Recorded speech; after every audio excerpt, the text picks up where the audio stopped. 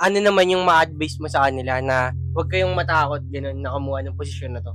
Ang sa'kin ang ma-advice ko lang, huwag sila talaga matakot kasi sa una lang naman yun, eh. 'Pag nandun ka na sa posisyon na yun, malalaman at malalaman mo kung paano i-handle yun, kung mga problema madali na yun.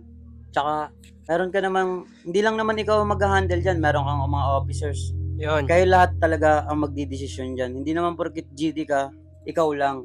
Meron ka Mm. pa rin namang mga officers. Tsaka puwede ka talagang magtanong sa mga founders mo o kaya sa mga tinuturing mong mentor, mga gano'n. 'Yan. Kasi sila, yung kunyari, yung mga matatandang brad, puwede ka magtanong dun yung mga katanungan kung paano nila nalusutan yung mga ganitong problema. Kasi ako lagi akong gano'n, lagi akong nagtatanong, eh, hindi ako nahihiyang magtanong talaga. Lalo na 'pag hindi ko na alam yung gagawin, kung paano solusyonan. Kasi kaya ka nga nagtatanong para matuto. Kasi sobrang tama rin kasi siya, eh. Kasi hindi mo naman malalaman, eh. Kung di mo susubukan Hindi mo talaga, susubukan, eh. Parang hindi mo malalaman yung ano, eh, yung mainit yung tubig kung di kung mo hindi mo hawak. hawakan, 'di ba?